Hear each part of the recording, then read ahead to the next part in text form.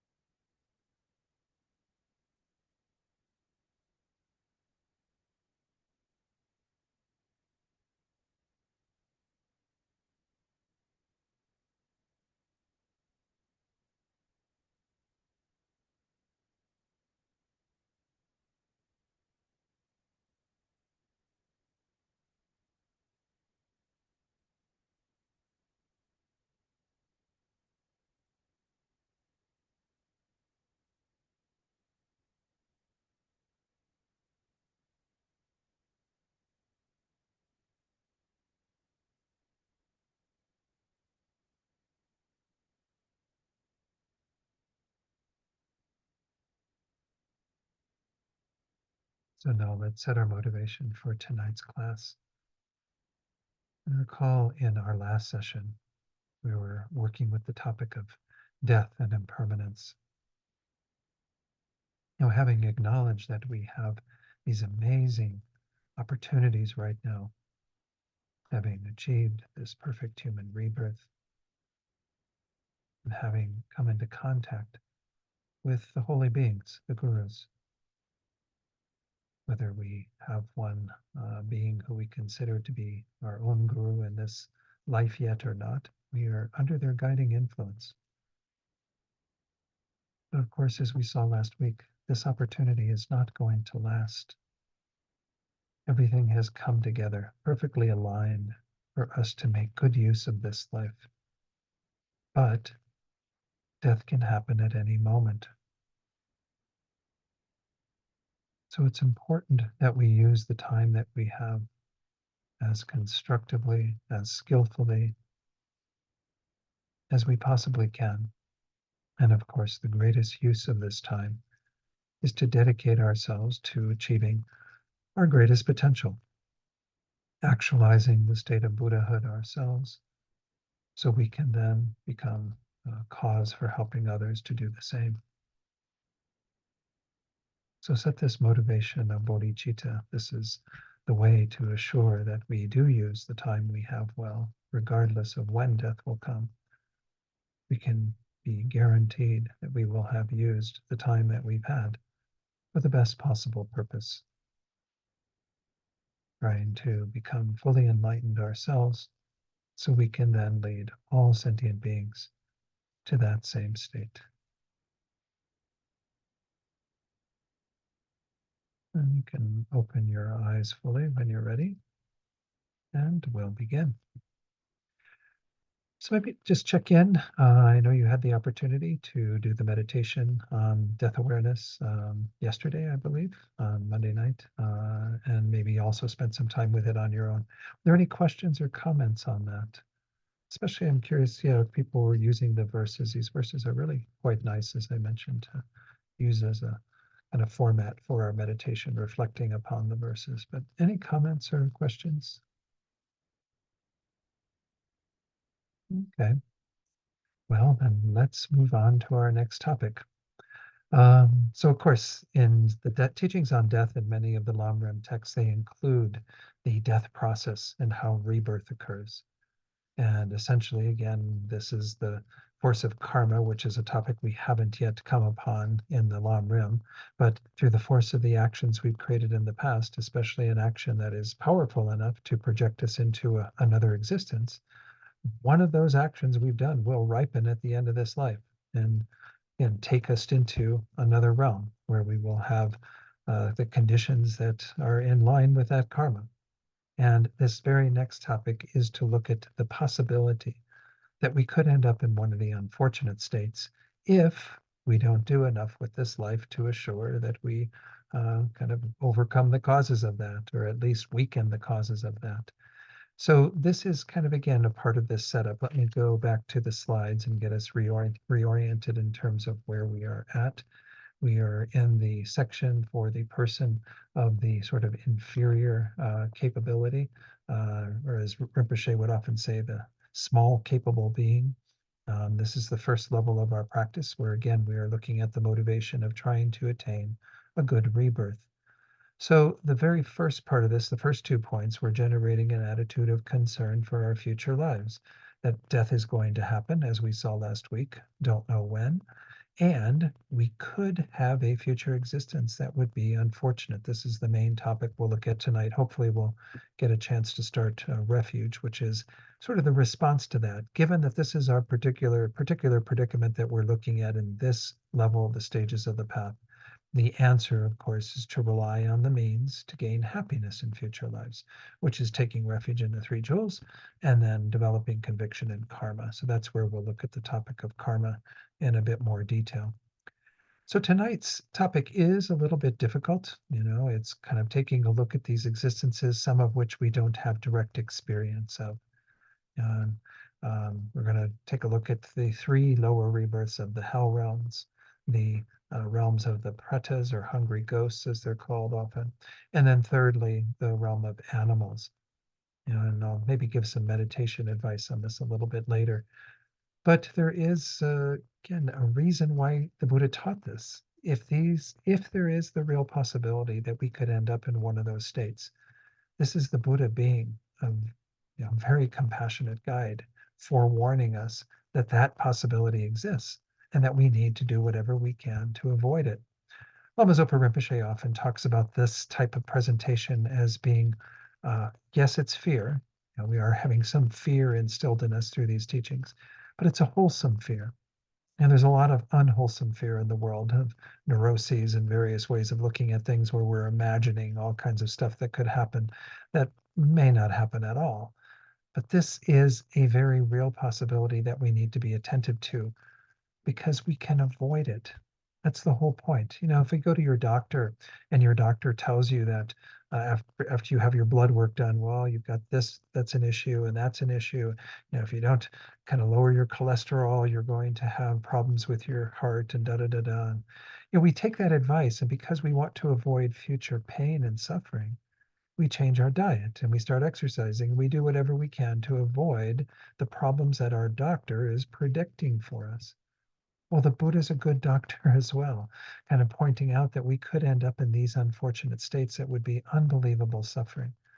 And that's kind of the main reason why we look at them at this reason is to instill in us this wholesome fear, wanting to avoid our having to experience these sufferings. Now, Rinpoche does often recommend too that we can meditate when we look at all of these kind of realms of existence that we're analyzing that we're going to do tonight. We can also see them through the lens of compassion, having compassion for the beings that are born in such states of suffering. But the primary reason here is to wake us up to the possibility that we could be those beings. We could be in those states. So that's what's being presented here is a forewarning for us from the Buddha of, hey, folks, you're going to need to pay attention because this is a very real possibility. As we saw when we looked at the topic of perfect human rebirth, right now we are free from being in those lower rebirths. But the causes to get a good rebirth like we have, we looked at them and we looked at the rarity of getting that in terms of examples, in terms of numbers. So we have to, again, use that as an impetus to look at this topic as best as we can. I know it's a hard one for many people in the West to examine these different states of existence, especially the hell realms, and gain any sort of conviction in them on the basis of what's described, because it's pretty horrific stuff. I might share a little story here that might give you some impetus to examine these teachings more wholeheartedly as well. The story came from he's became a monk eventually, Venerable Phil, who did the master's program with me. He was my roommate for a couple of the years there at the master's program in Italy.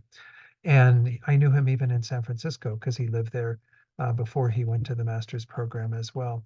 And I think he went to Kopan Monastery to the November course, and probably in 97 before master's program started. And he said that he told me this story. He said that there was one night when Lama Zopa Rinpoche was teaching on the hell realms, and he just kept teaching on them and teaching on them and teaching, which Rinpoche was known to do at times. This was one of his favorite topics, I think, just to maybe again instill that wholesome fear. He felt it was important that people not kind of be negligent of those teachings. So it went on and on and on, as Rinpoche would frequently do at that time as well, into the wee hours. Well, as Rinpoche was leaving the Gompa, he stopped. There was one man that he singled out and he said something to him. And then Rinpoche continued on. Well, Venerable Phil knew this man. And so he went up to him after the teaching and he said, "What did Rinpoche tell you?" And he says, "Oh, it was really, really weird." He says, "The entire time that Rinpoche was teaching, all I could think about was wanting to go down into Kathmandu and get a pizza. And Rinpoche stopped and told me, there are no pizzas in the hell realms."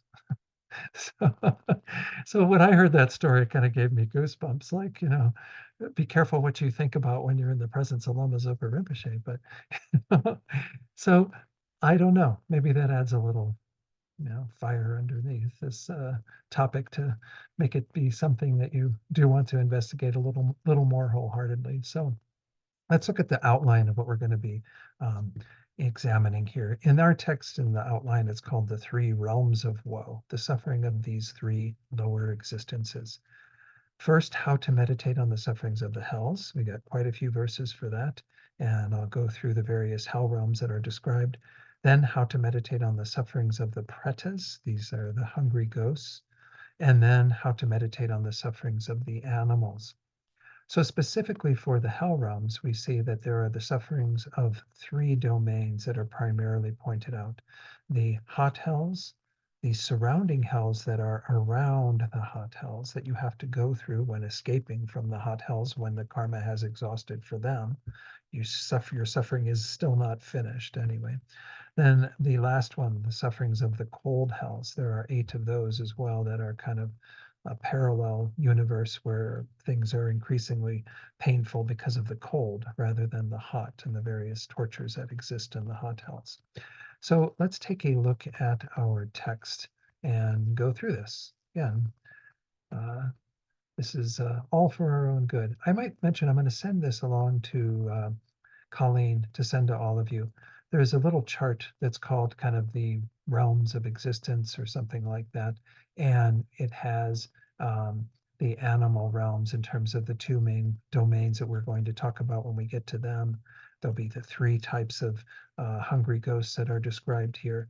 And then there are all the various hells that I'm going to be kind of pointing out. You'll notice that besides the hot hells, the cold hells, and here they're called neighboring, I think in our text it was surrounding hells. There is a fourth one that's called occasional hells, and these are beings where they have kind of a hellish experience for a part of their day, even in like the human realm. And there are various stories about that, but maybe not as important. Certainly, we can see hellish types of experiences being mirrored in our world, in the human domain. But these are said to be, again, actually states of existence that beings are born into, that we have been in many, many times, and we need to be forewarned to not end up there again. So, again, this is meditation 4, the suffering of the realms of woe. How to meditate on the sufferings of the hot hells. Well, verse 210 isn't really in any of the three lower rebirths. It's just an introduction to this whole topic of the three realms of woe. Alas, this rare and precious body is impermanent. Again, we just saw that in the previous meditation. Soon it will perish. After death, where I'm born is controlled willy-nilly by my karma. If, through very strong negative karma and feeble positive karma, I fall in the frightful abyss of the realms of woe, shall I be able to bear that suffering? So, this is kind of, again, what the whole thing is about. If we are going to go through the force of our karma to another existence, and it is an unfortunate realm that we are reborn into, will we be able to bear that suffering? The sufferings that are described in these realms, the animal realm, we can see some of the suffering of, but we see it's quite frightful. So then we go on to verse 211, which is an introduction to the topic of the hell realms, of that specific realm that's among the three realms of woe. Underground, this is again how Buddhist cosmology describes it, that it's underground, many leagues from here, are the so-called hells of sentient beings. Red hot burning iron ground below, the sides surrounded by burning iron walls, the air above all full of flames. Each individual hell also is of burning iron, encircled with a wall and enclosure, closed with 4 gates. So it's kind of giving the setup for the sort of especially the hot hells, but that's one of the main domains that's talked about there, and that is actually said to be the worst suffering. And among the 8 hells, the 8th one is the absolute worst suffering that exists in samsara. I do find it interesting that, of course, we all grew up, most of us, I imagine, grew up with some sort of Judeo-Christian approach to this idea of hell. And hells again in those traditions are taught as being an eternal damnation. In Buddhism, everything is impermanent. You have the karma to be reborn there, and then you exit. But I do find it interesting that when you look at some of the pictures. I always point out how like Hieronymus Bosch, I don't know many of his paintings you know, but there's a wonderful triptych that I saw when I was in Madrid. I was on a teaching tour in Spain, and I had time to go to the Prado. And there's a triptych with a wonderful idyllic like garden. I think the whole thing's called the Garden of Earthly Delights. That's the middle one. But there's a panel on the other side that is the hell realms. It's hell for the beings, human beings in particular, are being pointed out, who misbehave and end up in these horrific places of torture. And many of the pictures that are there are exactly what's being described. So I find it, again, kind of interesting that we're getting validation too in terms of whatever holy beings existed in some of these other traditions. Perhaps they've also had some insight into the suffering that exists in these realms. So I think, again, we might have a lot of our own baggage around it and not want to accept the reality of a place like this. But if we entertain the idea that it is possible, perhaps it will be an impetus for us to really change what we're doing. That's the whole purpose of this section of the teachings. So we'll go through them. We're not going to spend tons of time on them, but I do feel like since they're in our text, we have to do justice to them. The first one, and the lightest suffering, if you will, of these 8 hot hells is called the reviving hell. In the reviving hell, the beings get very angry with each other. So you are born there with all these other, and by the way, in hells, you spontaneously arise. You don't have like a hell mother and a hell father, and you're a little hell baby that is born and what have you. You're fully developed when you are spontaneously born into the hell realms. They get angry with each other. With various weapons produced by karma, they strike one another and fall unconscious. A voice comes from the sky announcing, "Be cured, all of you," and straightway they revive again, get up, and then, as before, undergo the cycle of suffering. So it's like this hellish experience that keeps going on and on and on, where you're revived after having killed each other, and then you have to go through it all again, killing each other once more. So it's a place of great non-virtue as well. You know, we're creating non-virtue being in such an angry, horrible state. This one is one that Jeffrey Hopkins, the Buddhist writer, scholar, he found this one so intriguing. It's called the Black Line Hell. And in this, your body is stretched completely flat over this red hot surface. And this is what happens. It says you're held firmly by swarms of Yama's frightful henchmen. Yama is sort of the overseer over the hell realms and so on. But nonetheless, it's not really like it's a karmic appearance. It's not an actual being.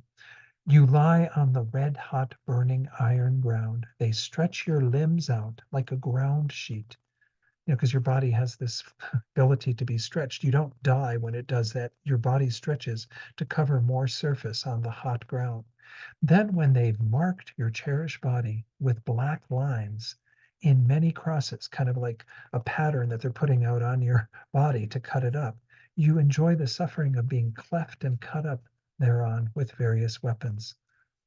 And of course, if we were to have this happen in the human life, somebody were to pin you down on the ground and start chopping up your body, at some point you would die, right? And you wouldn't feel it any longer. Well, you never die. You keep feeling the cuts that are made to your body as they continue until your whole body is completely cut up. And then I think once more, it's a bit like the reviving hell in that you're reassembled and you have to go through this again and again and again. These hell realms aren't a place where you have just like one single experience, unless you have a very weak karma to drive you there. But generally, you're reborn there and you have to continue to experience this type of hellish experience again and again and again. Let's go on to the third one. These hot hells are really quite interesting. In crushing hell, you're massed between huge iron mountains that have like lions or tigers' faces. They say maybe, whatever animals you might have offended or what are kind of exemplifying that karma ripening. The two mountains then clash and they squeeze you out so that a river of blood then flows. Thrown into a vast iron machine, you are thoroughly pressed like sugar cane. Then huge rocks like mountains fall from the sky, squash you, and grind flesh and blood to dust. I have heard that in some of the crushing hell that sometimes this is a karma from having like crushed beings, like fleas that you've taken off of yourself or dogs or something, or other bugs or what have you, but harm that you've done to other beings in your life. These beings then kind of appear in the form of these mountains that crush you and all the various things that happen. So the crushing hell is, again, sounds pretty despicable too. The next two are actually in this verse because they're called the howling hell and the great or loud howling hell. And so they only give voice to one of them in this, but they're meant to incorporate both then, where you just have even more painful experiences with even greater howling. In those called howling, sentient beings run around looking for somewhere to stay. They enter single and nested buildings made of iron that burst into flames. By the way, the single buildings are the howling hell. The nested buildings are the great howling hell or loud howling hell. So these buildings you run into, they're made of iron, and then the buildings burst into flames. Straight away, the doors slam shut so that there's nowhere to escape to. Flames consume their bodies entirely. They pass day and night in howling and wails. So the idea here is if you're in the just the howling, you go into a single room where all of this happens. If you're in the great howling, loud howling, you go through into a double room where you're immersed in even more fire and heat and what have you, and having to experience this. I don't know if any of you have ever been in a burning building. I mean, maybe that has happened to some of you where you've had to see what it's like in a human realm when there's a fire like that all around you. But that's nothing compared to the heat that you are experiencing in a hell realm like this. So again, these are just becoming more and more horrific when we get to the final one, the hell of Avicii, unrelenting torment. We'll see that that is the greatest suffering that you can experience there. Number 6 is often called the hot hell, and then the very hot or intensely hot hell is the next one. We'll just go through both of these together. In the hot hell or heating hell, you are cooked like a fish in a gigantic cauldron of blazing hot iron.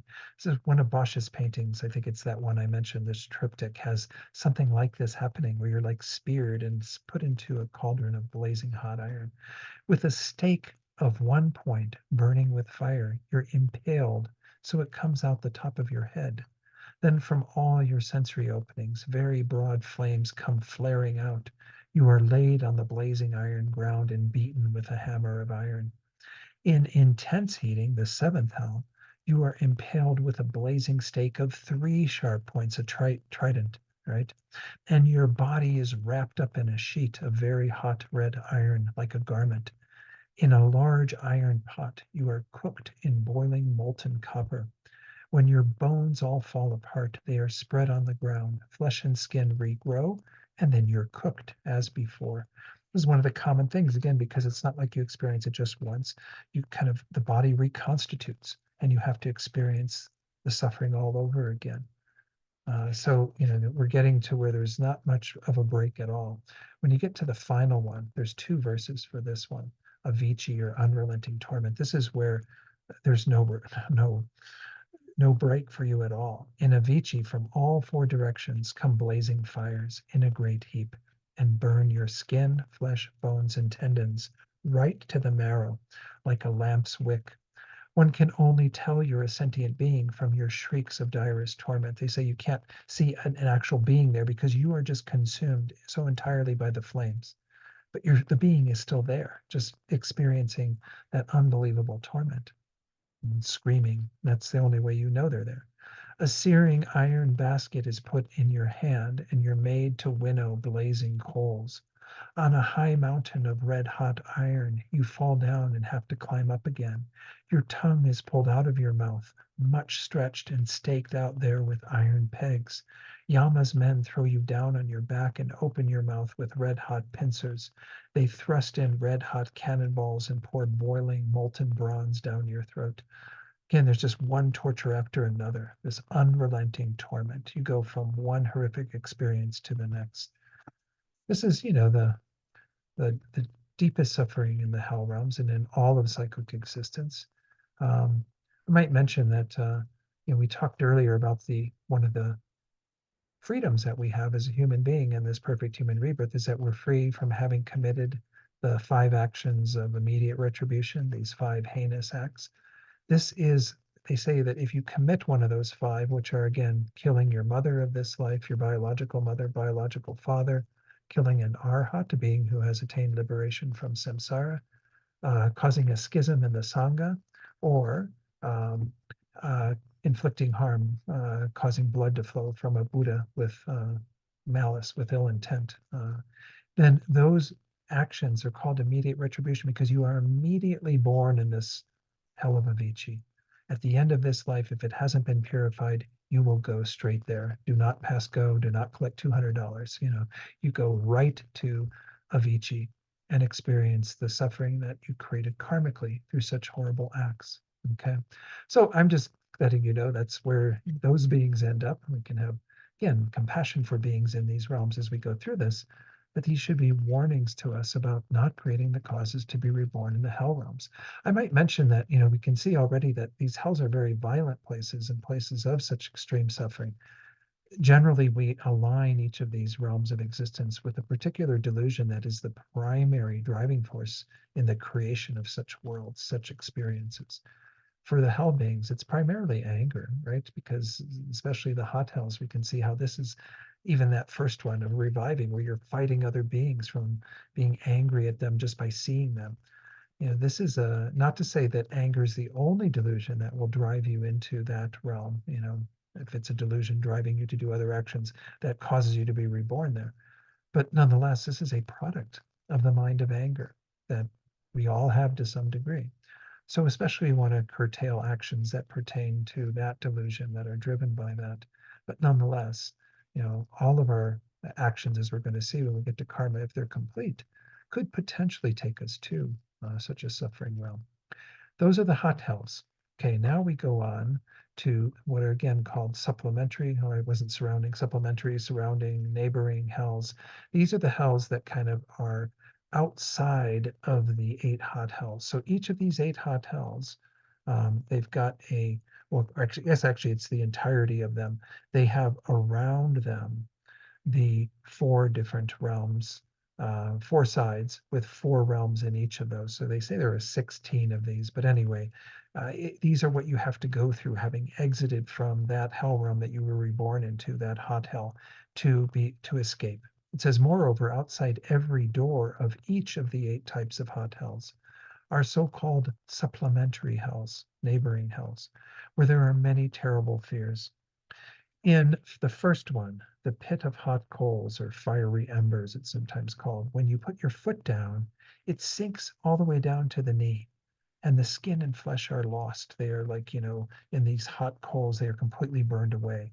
But then as soon as you bring your foot up, the flesh and skin regrows on it as you raise it. And then you suffer it again as you continue to walk through this. You have to walk through this pit of hot coals as the first of the realms to get through in order to escape the hot hells. And then it says the second one, putrid swamp, it's sometimes called, here it's called the swamp of excrement. Stinking of corpses, you fall in and sink right up to the neck, and sharp-beaked worms who live in that swamp bore in and devour you right to the marrow. On the next one, which is actually, there are 3 parts to this third one. There's first this razor-filled path, the road which is full of sharp knives is described here. Their edges of the knives are pointing upward. The razors are pointing upward. When you put your foot down, it's cut into mincemeat. And when you raise it, again, it regrows, it regenerates, and so goes the cycle. Also in this third one, this third domain is a second form of suffering when you arrive at what are called the sword leaf forest or sword leaf trees. If you linger and keep in the shade, thinking, oh, there's finally some shade, some place to cool down from this, many sharp swords from the trees come towards you, hack off your limbs and minor parts. When you faint to the ground from the pain of your wounds, dogs then tear the flesh from your body and eat it. The third of these is in this third realm is called the Shamali forest or Shamali trees. In the forest called Shamali, you have to climb up and down the trunks of iron trees. Let me try to put it up just a little bit here. The thorns stream downwards. When you go down, they bristle upwards, piercing your limbs and minor parts. Many ironed beak magpies perch on your head and peck your eyeballs. I'm going to talk a little bit more about the Shamali one because they didn't describe it fully in that verse. What happens is you get to these Shamali trees and you hear the voices of those that you're quite attached to, maybe from your prior lives or whatever, but you have this feeling of like, oh, I want to see that person. I want to be with that person. And the voice is coming from the top of the shalmali trees. So as you try to climb up, all of the leaves are pointing downwards so that they cut you as you're going up. All these, like sword sharp surfaces or whatever, and you're just going up this and being shredded. You get to the top and there's no being there. You hear the voice then down below saying, "Oh, I'm down here. Please come down. I want to see you again," or whatever. And you, through your attachment to them, you start going down. This time it's all pointing upwards. So it's like this double torture every time you go up and down. And apparently that happens as long as the karma is for you to go through that third part of this third realm, third hell that's surrounding.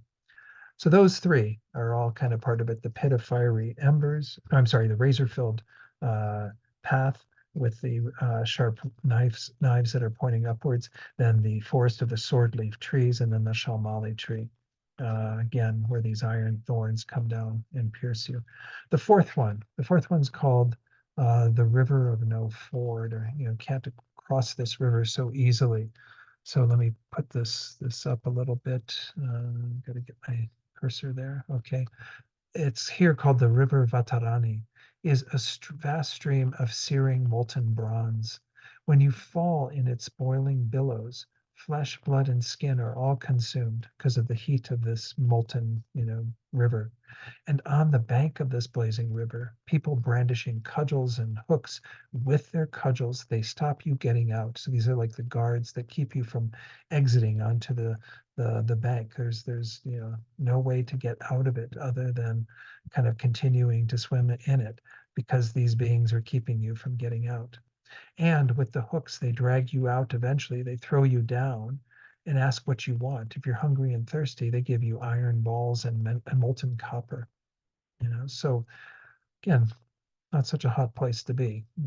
Sorry for that pun. It is actually a very hot place to be. But so verse 225 is the summary of this. Thus, the suffering of the great hot hells is totally unbearable. Moreover, it's not just for a short while, but experienced for countless eons. You are unable to die as long as that non-virtue is not exhausted. Again, you've created the karmic seed. As we'll see when we look at karma, it has multiplied and increased over time, and it's bringing forth its fruit when you are reborn in such hellish states. If hearing this teaching, you're not scared crazy, is your mind made of matter or something? I mean, why isn't your mind kind of looking at this and saying, I absolutely need to avoid this. I mean, this is again what we're meant to take away from this. So we've looked at kind of the beginning of this hot hells, or the hot hells and the neighboring hells that are the beginning of the presentation on the hells. We've got one more, which are the cold hells. Again, they find these experiences to be pretty horrific too. I'm sure many of us have been in cold temperatures where we've felt pretty kind of, I don't know, almost frozen by the temperatures and snow or ice or whatever. But these are, again, much, much worse suffering. So, verse 226, but this is not all. 10,000 leagues beyond the place where the hot hells are what are called the eight cold hells. Their floors are full of blocks of ice. Snowy mountains surround all sides. Above, snow swirls in endless storms. All is covered in blackest darkness. A cold wind rises fiercely. There, the denizens' naked, unclothed bodies shiver and bend and shrivel right up. The wind raises hundreds of thousands of blisters. This is the first of the eight hot hells. It's usually called the blistering hell, where you get these blisters from the cold that are all over your naked body. The blisters all burst and serum oozes out. That's the second realm, what's called the hell of bursting blisters. So those are the first two, blisters and bursting blisters. Then the next two are based on the type of sound that you make due to the extreme cold that you're experiencing. one emits noises, and here they've been anglicized into brr and boohoo, these wails that you would have that would just keep continuing. And then thirdly, so this would be the fifth realm, also one's teeth lock. You have this kind of, the teeth are clenched and you don't even make any sound because you're so frozen from all of that. It's interesting, in some of the other presentations, they don't have the ones where your teeth are locked. They actually, before the other two, they have chattering teeth. So your teeth are chattering first, then you start making the burr sound, then you make the boohoo sound. But anyway, regardless of what order or what types of things these are, that the cold is becoming more intense. Then the last three are all where you have a cracking of your body on the basis of the extreme cold. So, with the fearful cold, one's body turns blue first in the sixth of the seven, sixth of the eight cold house, then red, and then cracks in pieces. So you're kind of, you get this blue. It's called the cracking like a an utpala, blue lotus, and so you start developing these cracks in you, just like, and your body turns completely blue. Then your body will turn completely red in the worst. The next one, that's not the worst one. Your body turns red, and there's also a cracking. But then there's like a great cracking where your whole body completely cracks into pieces because it becomes way too cold and frigid. And then it says, nor is this terrible cold experience only a few days. It is taught that to empty a great store of 80 quarters of sesame seeds, you know how tiny those are, taking a seed each century of a human existence, is the measure of life in the blistering hell. In the other seven, each 20 times more than the previous one. What assurance I'll not be reborn in such places? Think, if I were, could I bear it or not? So that concludes the hells. So we can be glad we've made it through the description of them, but obviously they are something meant for us to meditate on. As Rinpoche says, there are no pizzas in the hell realms. This is not, a fun place to be. And it's important for us to generate some conviction to not be reborn there. Secondly, the realms of the pretas. The pretas, again, are these hungry ghosts. We talked about the hell realms being a product of the delusion of anger. The pretas are actually said to be a product of greed, miserliness. So we might look at our own life and see, to what degree am I creating that type of karma by holding on to the things I have or my time or whatever, not being free with that for other people who need that. Being able to be generous with what we have rather than becoming very stingy and miserly, what have you. So this is the karma that creates a realm where beings have an inability to satisfy their most base desires, which are to have food and, drink, to be able to, combat their hunger and thirst, to have some protection from the elements and what have you.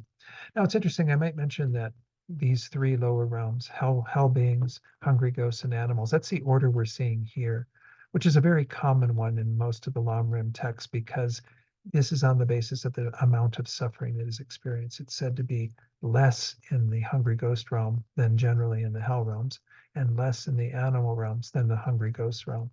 But there are some texts that exchange the order of these two. So you have hell beings, animals, and then hungry ghosts. And that's when the criterion is the amount of ability for beings to benefit from some understanding of the Dharma. It said that hungry ghosts do have more intellect than animals. And animals, as we're going to see, are known for their ignorance, and that's what drives an existence in the animal realm, is the delusion of ignorance. So those beings in the hungry ghost realm, you actually can teach Dharma to them and they can gain some appreciation for it. But they are also, again, under such the weight of so much suffering in trying to just get what they need to live, in this world, in that world that they've created, and having such great obstacles to it, that this is the problem. They aren't going to be able to do much with that knowledge of the Dharma, even though they can listen to the Dharma and get some understanding of it. So, moreover, again, 500 leagues below this continent are the beings called pretas, who come from the fault of avarice, again, of greed. The ground of their place is of red copper, as if sun scorched. On a vast desert plain, devoid of sense pleasures, they roam, dejected, each one's body like a burnt tree stump, with parched mouth, big belly, and tiny limbs. So this is just describing again the general sufferings of the pretas, kind of what their bodies look like. Generally, they have these very large stomachs and gaping mouths that are trying to be satisfied with often very, very tiny necks that are so narrow that food can't really fit through so easily. So the way that we talk about them usually is that they are blocked to relieving their hunger and thirst in terms of three possible obstacles. First is this verse 230, due to having outer obstacles. So those with outward obscurations, they see water or fruit, say, from a distance, and they run to enjoy it. But as when a mirage's waters pursued, it becomes invisible anywhere, or else it looks full of glowing embers and or foul bits of pus, blood, excretions, and whatnot, or guardians even brandishing various arms protect it and stop them from using it. So here the outer obstacle is that they're driven to like go after something that looks really wonderful and delicious that will satisfy them. But when they get there, it disappears or it becomes a very vile substance, or there's beings there to block them from getting it. So there's an external obstacle to being able to enjoy it. Again, sounds pretty horrific in terms of the amount of suffering they must go through of just being unable to satisfy their hunger and thirst. Now we have those with internal obstacles. Those with internal obscurations have bodies with bellies the size of mountains and mouths as small as the eye of a needle, which burst into flames and are blocked with goiters. So they've got all this blockage themselves that doesn't allow them to, get food into them and partake of it. So should they find food or drink, he says, it won't fit in their mouths. If it does go in, the mouth burns it with fire. It can't pass their throat since that's blocked with the goiter. If it does go down, it won't fill the belly because again, their belly is so huge. So like from their side, the body they've created has created these obstacles to being able to partake of the food, even when they find food and drink. The third has to do with the obstacle that is the actual food and drink themselves becoming obstacles. And that's where they're actually able to kind of partake of it, but it changes in their system so that it causes great pain rather than, again, satisfying. Those obscured towards food and drink are called the ones with garlands of flames. Whatever they eat and whatever they drink bursts into flames and starts to burn them. For those who eat filth, such foul-smelling refuse as excrement, urine, spittle, and snot, pus, blood, and vomit is all they enjoy. They lack any chance to have good food and drink. So either it becomes flames or it's this very, again, vile substance that they are only able to partake of the most disgusting things, not enjoy any sort of good food or drink. Again, we can look at it and see to what degree are we creating that kind of greedy uh, karma to experience something similar. Now, there are also very general sufferings that are discussed about the beings in the hot hells, and that's in these next verses. Um, Among them, maybe I'll actually mention these and then I won't point them out specifically because they're not laid out maybe in quite a linear order in the actual verses. But they have fatigue. These beings are roaming constantly looking for food and they become extremely tired. Secondly, they have heat. And it's actually kind of interesting. They say that in the summer, when you have the heat of the sun actually becomes cold. And in the winter, when you have the heat of the sun, when we would normally enjoy it, no, sorry, yeah, that's right. The heat of the sun becomes um, uh, cold in the winter and hot in the summer. Anyway, I can't remember. Well, it's in the verse here. But they have this kind of opposite experience in terms of when they are seeking out heat because they're cold, then they have to experience things that are only cold. And when they are seeking out cold because they're too hot, they only get more heat. So these are the next two, heat and cold, that they suffer from. The fourth one, sorry, yeah, because this is fatigue, heat, cold, hunger. Fifth, thirst. Of course, we know those because we've already talked about them. The sixth one is fear. And they live with this great fear because there are these guardians and these other beings. and kind of a ruler over the domain of the hungry ghost that can cause suffering to them as well. But just the fear of not finding what you want, continually being driven by desire to try to obtain these substances is pretty, again, horrific. So I'm just going to read 233 and 234, where all of these are discussed. With their minuscule limbs and big bodies, moreover, they're worn out with rushing about after food. In summertime, even the moonlight is hot. That's what happens. Sorry, I got that a little confused in my head. So in summertime, when the sun sets and the moon comes out, the moon is as hot as the sun. In wintertime, when they are, wanting to escape from the cold during the day, the sunlight is cold. When they just look at the sea, it dries up. Some are obstructed by knots in the neck. This is what Rinpoche says is one of the worst ones, is to have knots in your neck to where you will never get anything that even begins to satisfy, because you can't get it through the neck. Their bodies and minds are so tortured by hunger, they even cut off their own flesh and eat it. They don't even hear tell of food and drink, but are always afflicted by violent pangs of terrible hunger and thirst. And it's not again for a short time only. In fact, it's taught that for 500, sometimes 5,000, or even 10,000 of their years, of days like our months, they cannot die. So, like a day that is month long, they have a year like that, 365 months in a year. And they're experiencing it for some for 500, if they're lesser, 5,000, 10,000. They cannot die until that karma is exhausted. Again, it ends with a sort of thought: if born in that place, what on earth would I do? So then we have the animal realms. And I might mention again, with animals, we do have animals that share the human domain, obviously, because that's how we know of animals. And those are something we can directly see. In terms of this whole meditation, you might find it more difficult doing the first two, because again, we have to imagine it on the basis of the descriptions that were given in our text, as well as the other Lam texts that you might have access to. With the animal realm, we can see it very clearly. We can gain an appreciation for the suffering of the animal realms by watching a nature special. Rinpoche would always talk about this, how, turn on these specials, and not the ones that are all cutesy with animals that never undergo any difficulty.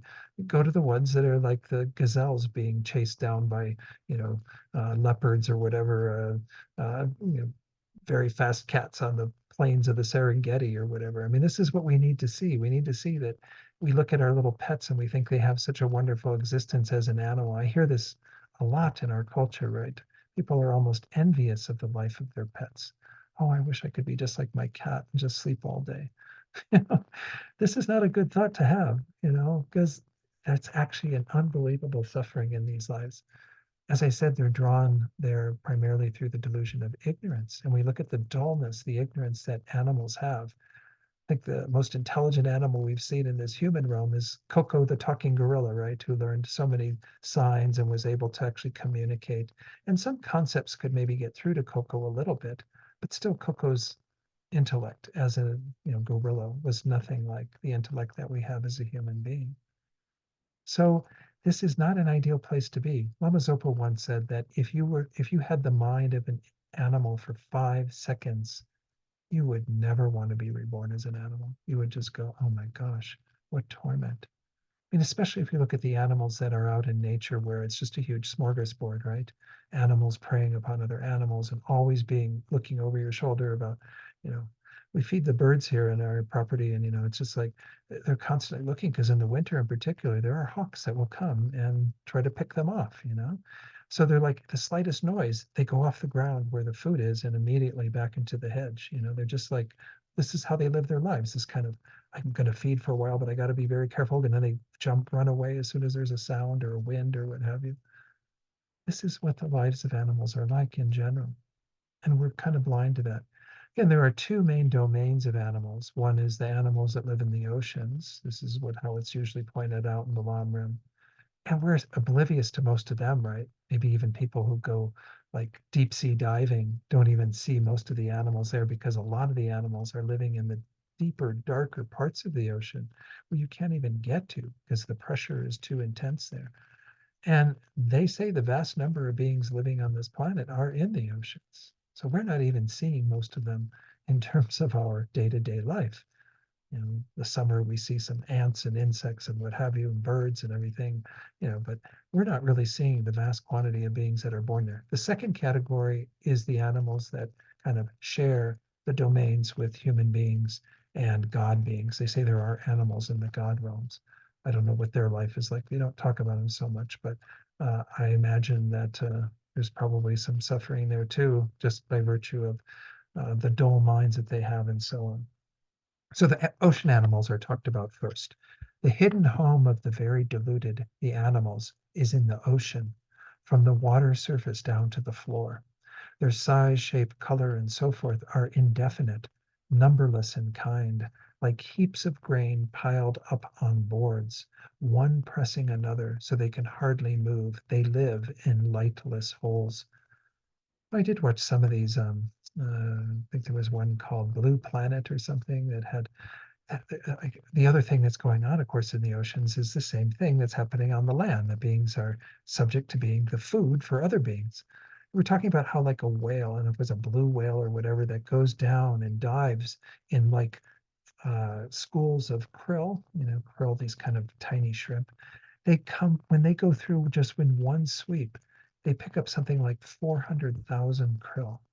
you know so they are like killing all these beings in just one feeding to go down, and all of these beings are subject to that just by living in the ocean.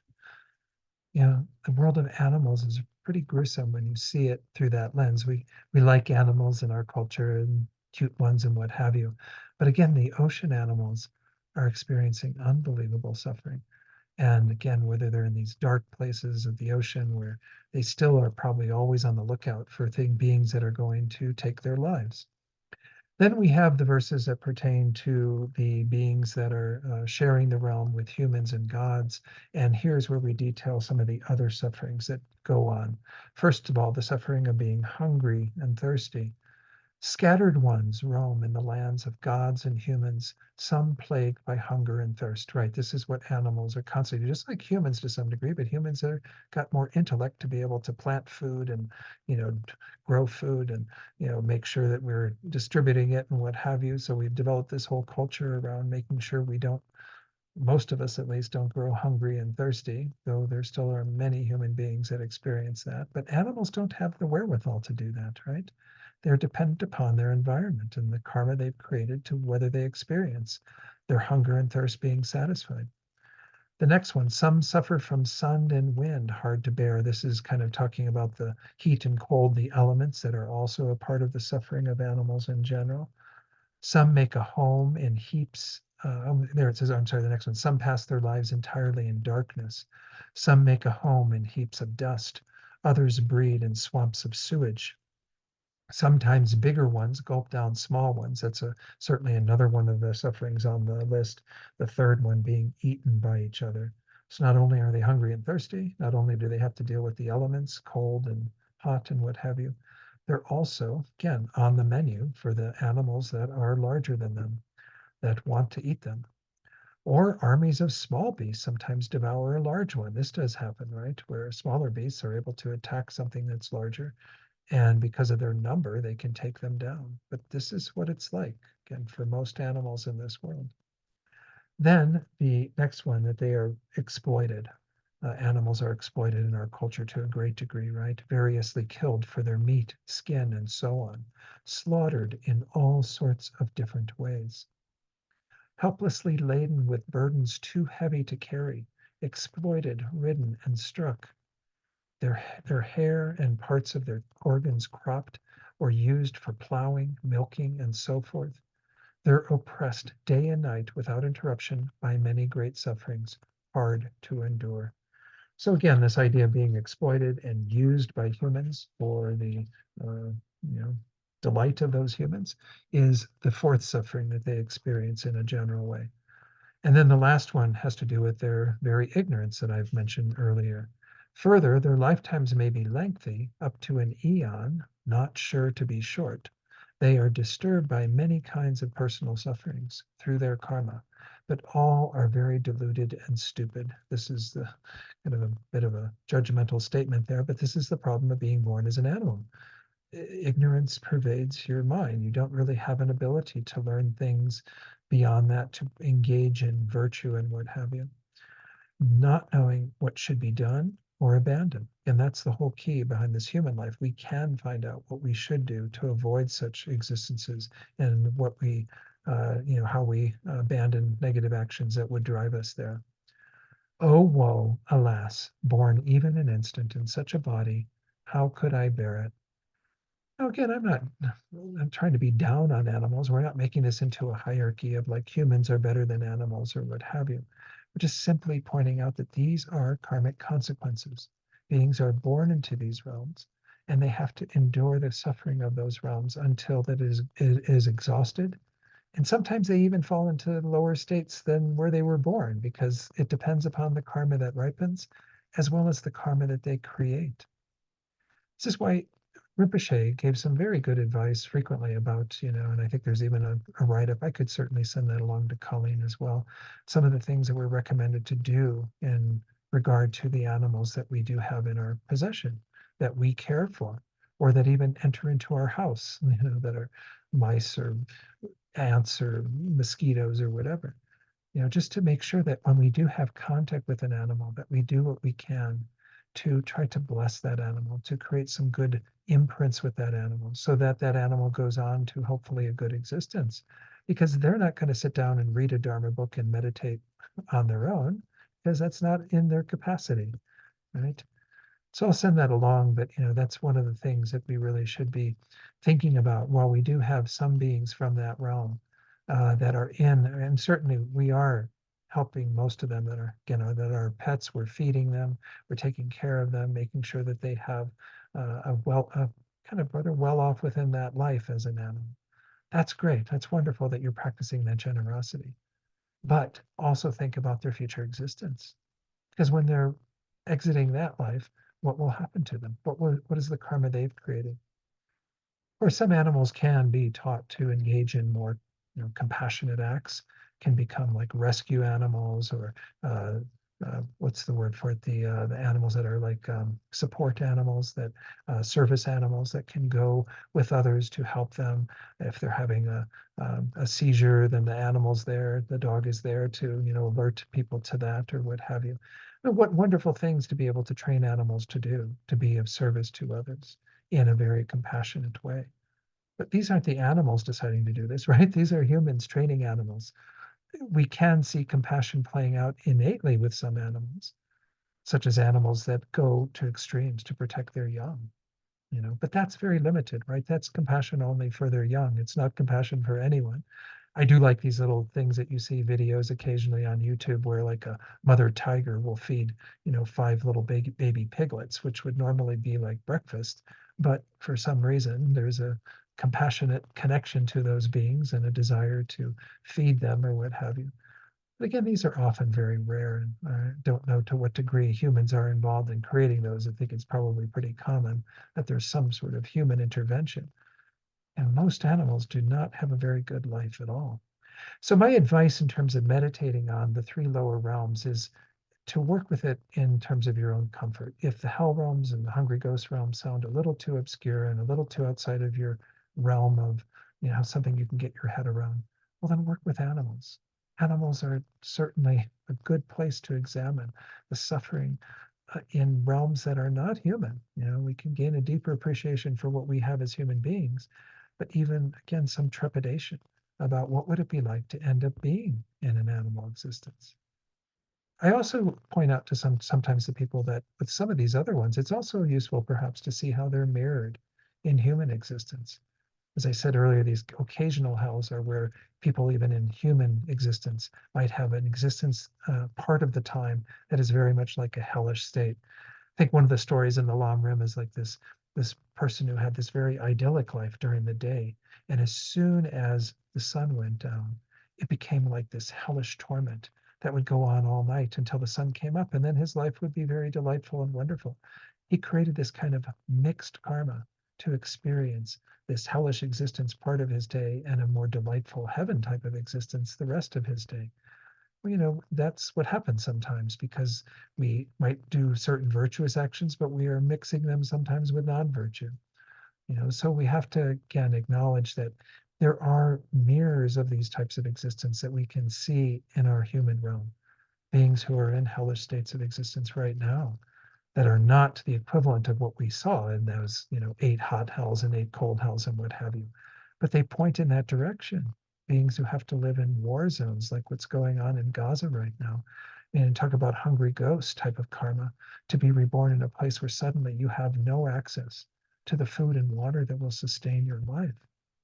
No ability, like, it breaks my heart when I see children and adults as well, but picking through the rubble in Gaza to try to find some food that is there. You know, it's just there's mirrors of these types of experiences again in the human existence.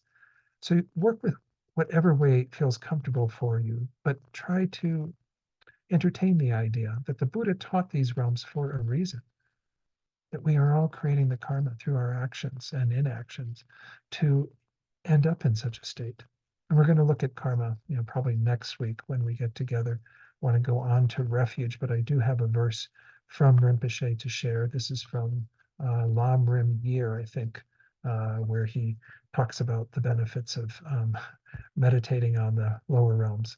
He says the descriptions of the lower realms are terrifying, but we need to be terrified.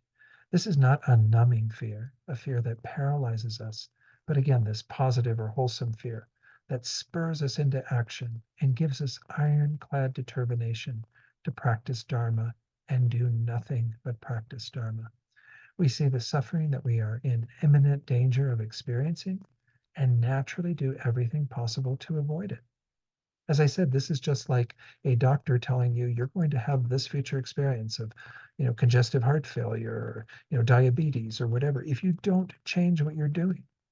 How kind for the doctor to tell us that. And then we become motivated to avoid that suffering by changing our behavior. It's identical. It's just a longer scope of things, looking at lives beyond this rather than this very life and the future suffering we have in our, you know, older years. So, okay, so now we are still again within the path of the inferior person. We've looked at the first 2 topics that are about generating an attitude of concern for these future lives that we have ahead of us. Now we're going to look at how we rely on the means to gain happiness in future lives, given that that's our predicament, is that we are going to die and we may end up in such an unfortunate state. Well, the first thing is to look for protection. And what is the protection that will help us to avoid rebirth in a lower realm? Taking refuge in the 3 jewels, the Buddha, Dharma, and Sangha. So this is the very next section, meditation 5, the practice of taking refuge.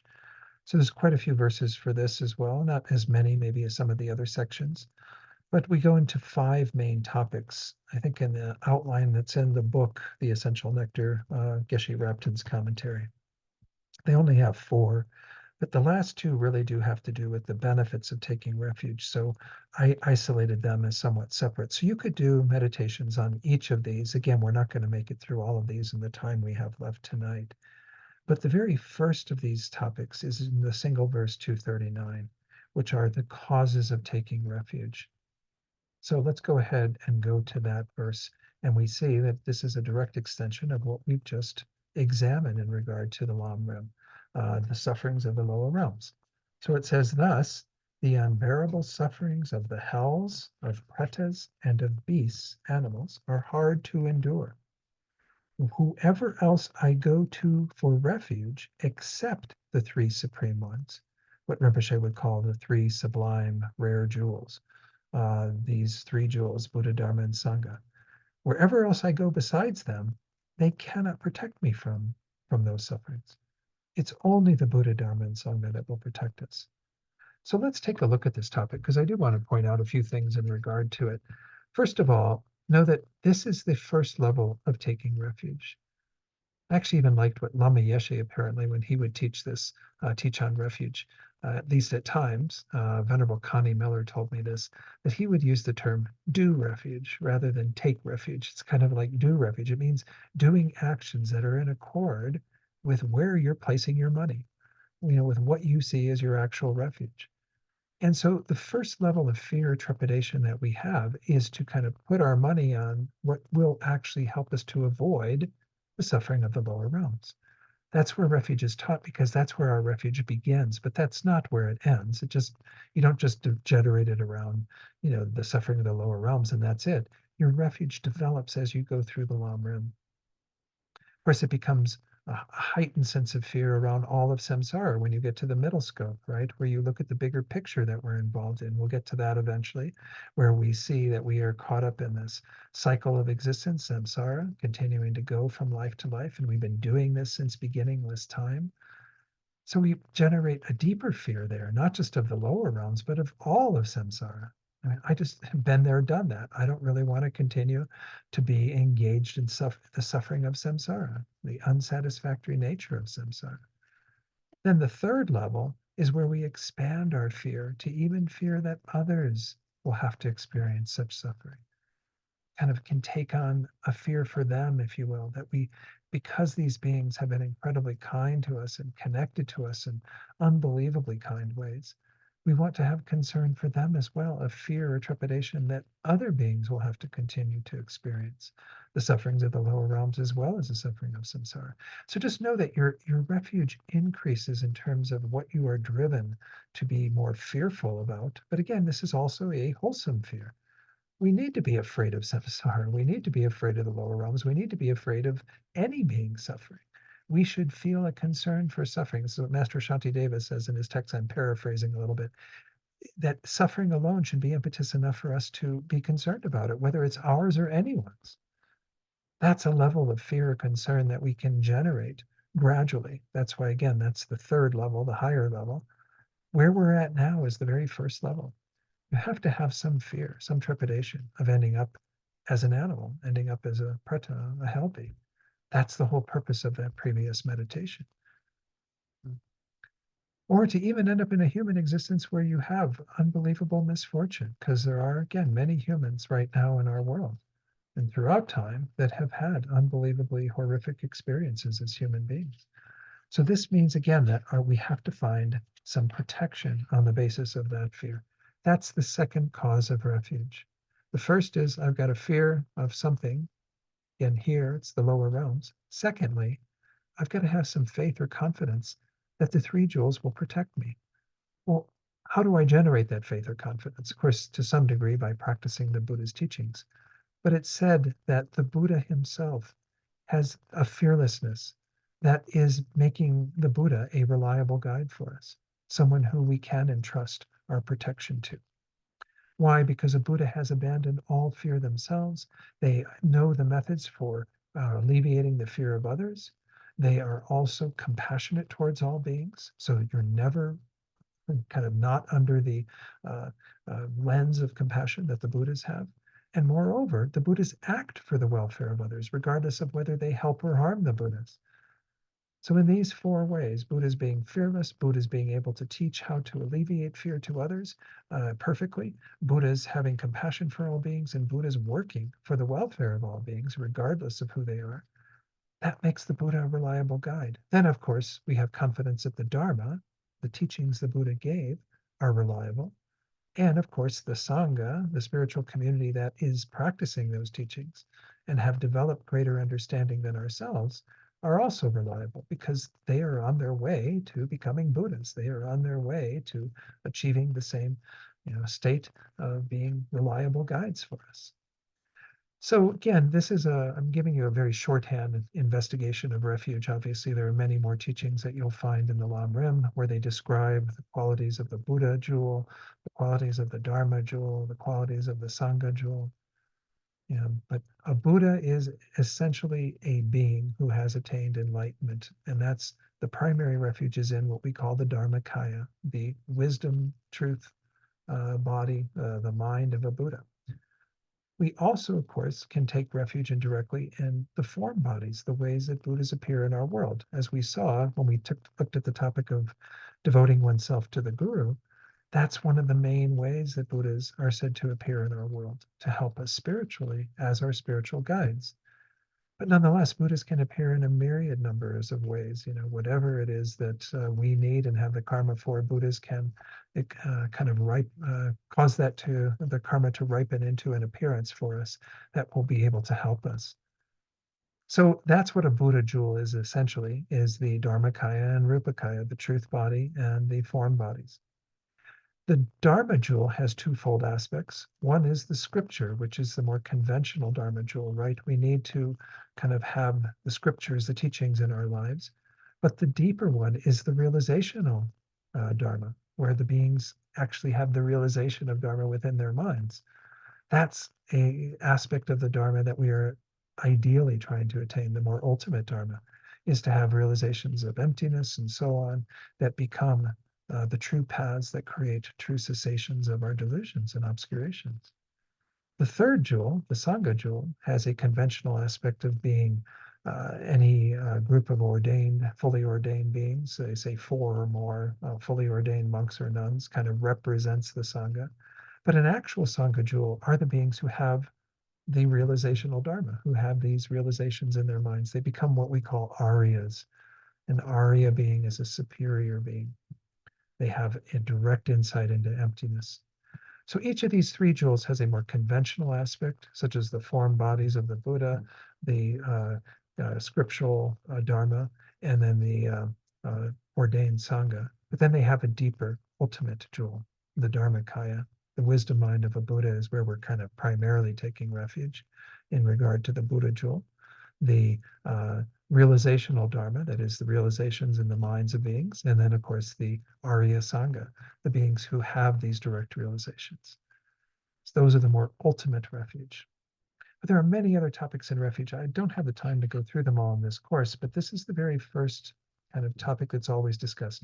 What causes you to seek refuge? By the way, another term for taking refuge or seeking refuge, I really like this one a lot from Alex Berzin. He calls it finding safe direction.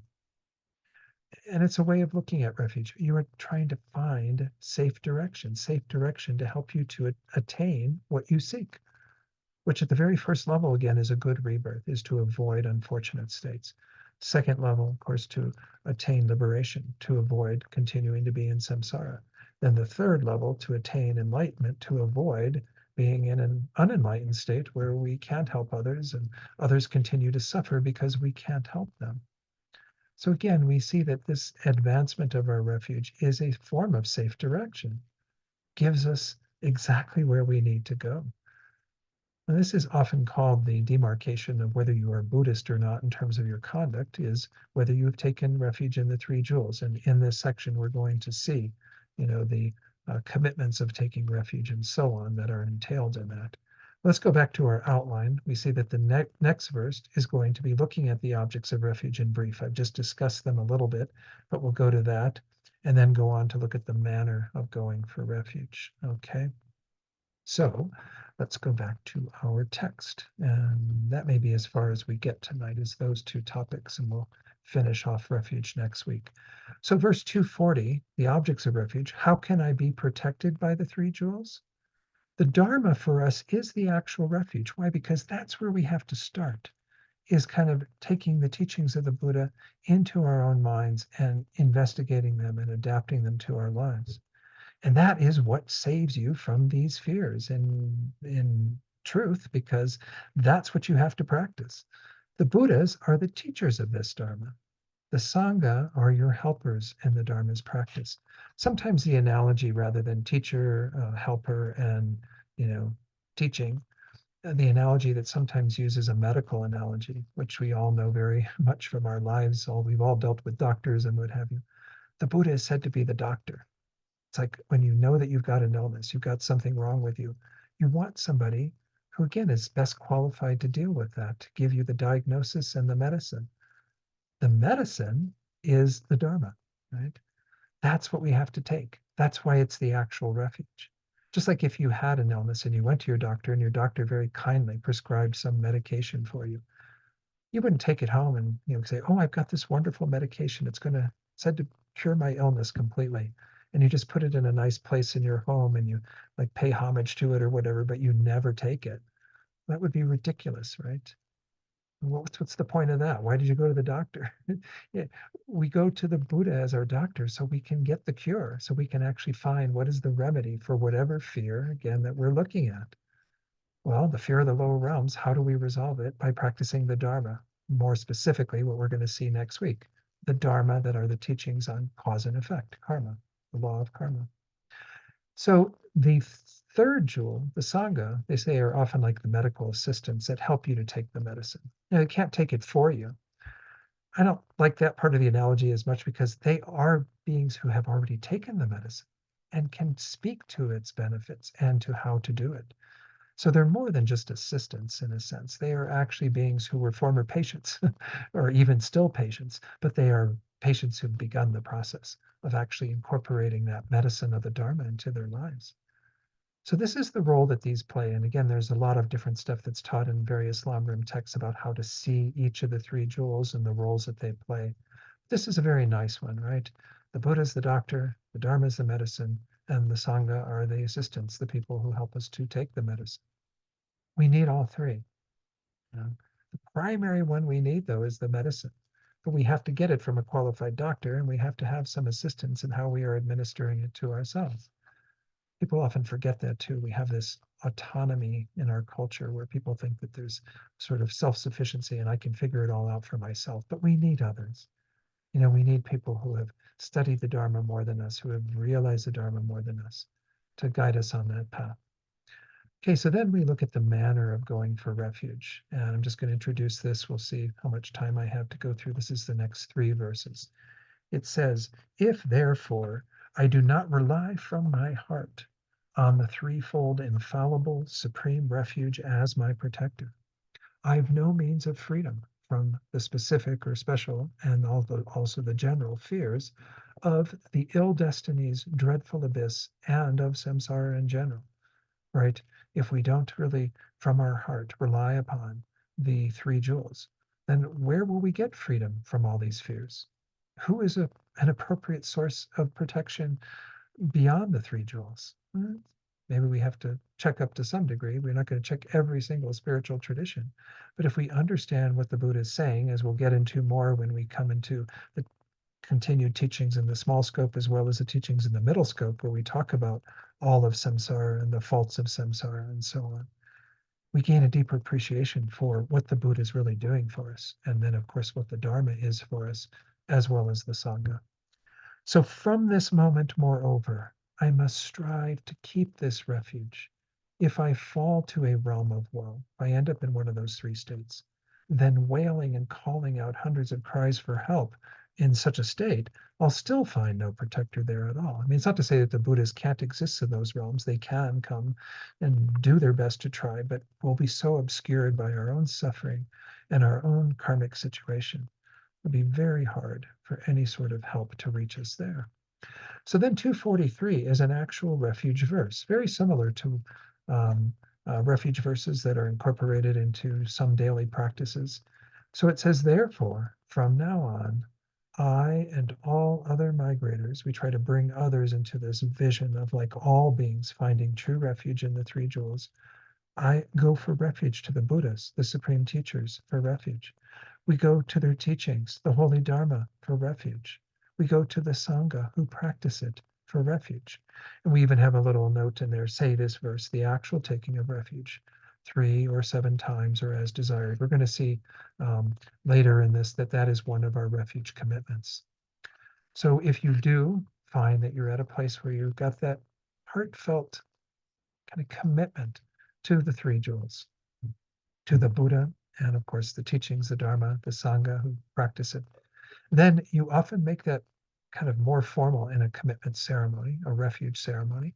And that's a nice way to do it because there's a preceptor there, someone who you have some confidence in as one of your spiritual guides, somebody like Geshe Cherub, who is coming back here to New Mexico shortly, and other visiting teachers that you might have there, or maybe up at Sravasti Abbey or what have you. Somebody who you want and trust as one of your spiritual guides, as a preceptor to help you to do that refuge ceremony more formally. But you can also take refuge essentially in your own mind, visualizing the Buddha, uh, whoever, and saying, I'm at a point in my own practice, my own development, where this is my refuge. This is what I'm putting my money on, in a sense. So this isn't something people should do right off the bat. If you've never studied the Dharma, or this is the first course you've had in the Dharma, or what have you, then it's obviously not ideal to take refuge right from the get-go, because we should check up, just like checking up a spiritual guide. I went through some of the qualities that we're looking for in a spiritual guide. You want to do that before you entrust your spiritual path to someone who you're interacting with on a regular basis. You also want to check up the three jewels and Buddhism and the Dharma and really see if you've got confidence that that is the way out, that that is the actual answer to the predicament that we find ourselves in. So again, this teaching on refuge isn't to, encourage you to run out and, do that, or even to do that in your own hearts. It's to examine the topic. And I've even had I used to do some work in prisons. I haven't since the pandemic because it got anyway, I won't go into all the story of what happened there, but essentially there's just no people there at the facility I used to go to that I would be teaching to. So anyway, I had people ask me, to give them refuge. And I'm like, well, no, I can't really do that, but I can try to arrange for somebody else to do that, someone who's more qualified. But the most important thing is that you study it, that you really know what you're looking at, you know what you're committing to.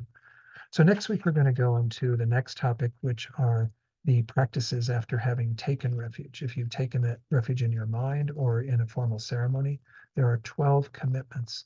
Maybe I will forward this on to Colleen as well, that she can send out, that you can have in hand. I will go through them, and they're in our verses as well. The 12 commitments that are your guidelines for how you enhance and support your refuge. And then we'll finally look at the benefits of refuge. Um, Refuge is an important topic. As I said, it's not just important here at this first level. It's a topic that continues to be important as we go through the various levels of the Lam Rim. So any questions from tonight?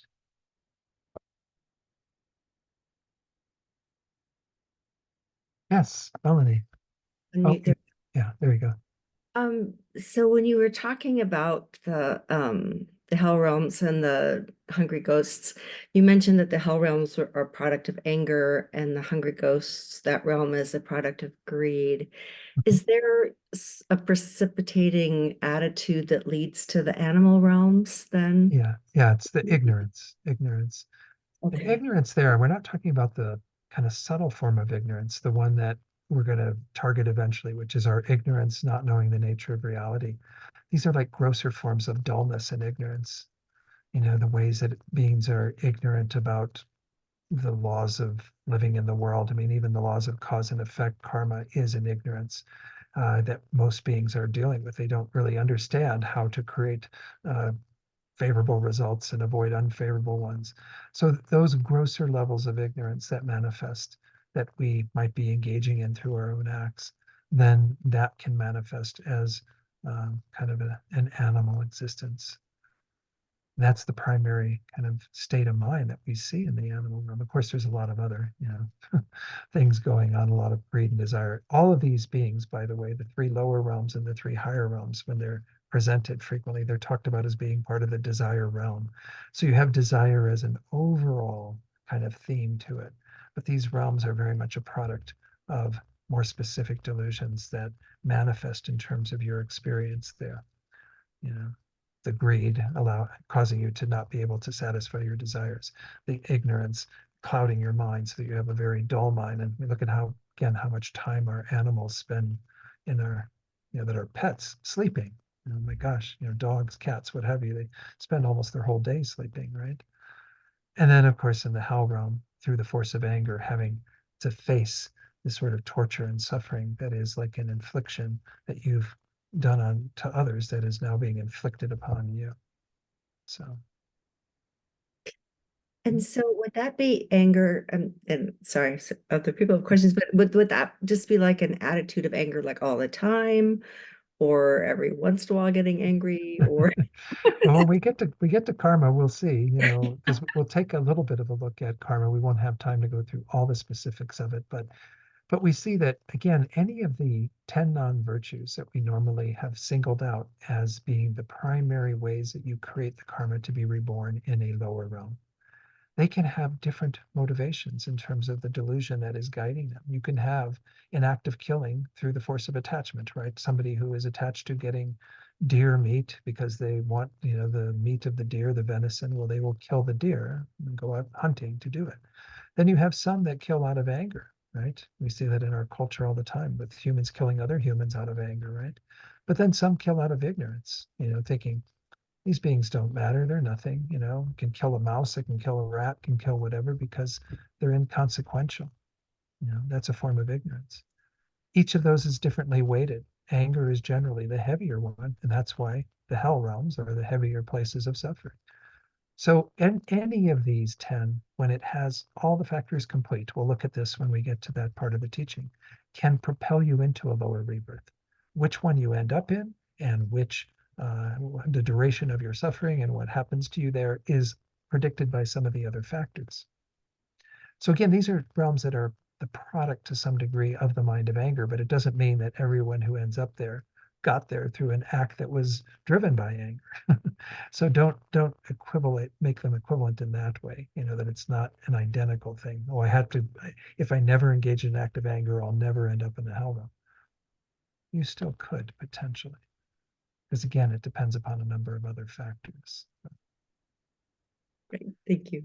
But anger is the worst, really. I mean, seriously, this is one of the delusions that we are encouraged greatly to overcome and to at least be as patient as we can. If we generate thoughts of anger, that's one thing. If we start saying things that are harsh and painful for others, that's another. And if we actually do things physically to harm other beings through our anger, that's even worse, right? So again, we'll get to this when we talk about karma, but we see that there are, again, many factors that play a role in what realm you would end up in. But all 10 non-virtues have the potential to throw you into that realm. Right. Any Thanks. other?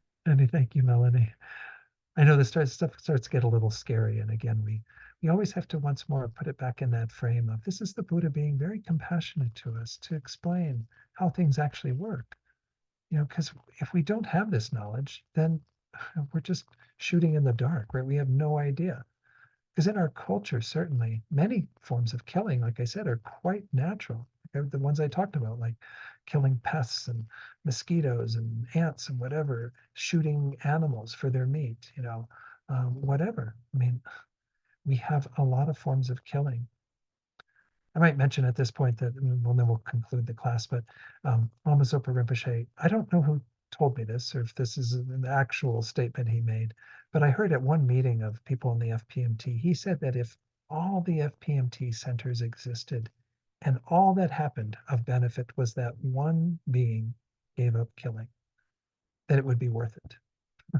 I kind of like that because I know we've done much more than that as an organization, that we've certainly caused many people to engage in more virtuous actions and hopefully abandon killing, in the ways that they were doing before. And so it just is really heartening to hear that this is even to get one being to stop killing, because killing is the worst of the 10. To take the life of another being is the worst form of suffering, right? They are attached to their lives in the way that we are attached to ours. We don't want someone to kill us. Well, why would any other being want to be killed? So again, this is something to kind of begin to ponder. Next week, we'll go into the topic of karma to some degree. May not be able to finish it. And it's a very long topic. When I teach it as part of Discovering Buddhism, it's usually at least 6 classes because there's a lot of detail. But again, this course and the text is meant to introduce us to the topics, and then you can do hopefully some other research on your own with some of the other long-run texts that you have access to. All right, let's do our closing prayers. And again, work with this topic, the lower rebirths and refuge to some degree, as best as you can over the next week. Due to the merits of these virtuous actions, may I quickly attain the state of a Guru Buddha and lead all living beings without exception into that enlightened state. May the supreme jewel bodhicitta that has not arisen arise and grow, and may that which has arisen not diminish, but increase more and more. Then the long life prayer for His Holiness. As we recite this, think that we're creating the causes for the good health and long lives of all gurus. the wish-granting, wish-fulfilling jewel, source of every single benefit and happiness in this world, to the incomparably kind Tenzin Gyatso, I beseech, may all your holy wishes be spontaneously fulfilled. And then in particular, we want to try to create the causes for Rinpoche's swift return so that we can benefit from his presence in this world again. Peerless teacher and assembly of the children of the victorious ones, Shravakas and Pratyeka Buddhas, victorious Losong father and sons, along with the lineage masters, all the objects of refuge of infinite lands, please bestow the virtue and goodness of accomplishing this prayer here and now. Holding and spreading the Muni's precious and complete teachings, through explanation and practice, you wore the armor of patience that is never discouraged. Incomparable Venerable Guru, to you I make request. While striving single-pointedly for the sake of the victorious one's teachings, the sole gateway through which all benefit and happiness emerge, and for mother living beings, you suddenly departed to peace. What a great loss! Nevertheless, through the undeceiving truth of the blessings of the ocean of the three jewels and the great waves of bodhicitta of the children of the victorious ones, may the smile of a reincarnation swiftly beam in glory for fortunate disciples. Lastly, just dedicate for those beings that are kind of in your heart, whether you know them or not, beings who are experiencing suffering that moves you, and send this positive energy out to them. It's an act of compassion to share that merit with them, to think that it becomes the cause for them to have their suffering alleviated immediately, completely, and also for them to attain all the causes that will help them to achieve their greatest well being and happiness. And may this happen for all beings through what we've done here tonight. All right, everyone, hang in there over the next week. Again, do what you can in terms of working with the topics that we've covered, and we'll carry on in the next session. All right, be well. Thank you all so much. Thank you. Thanks, Very Don. welcome. Okay, be Thanks. well. Hey. Bye bye. Hey.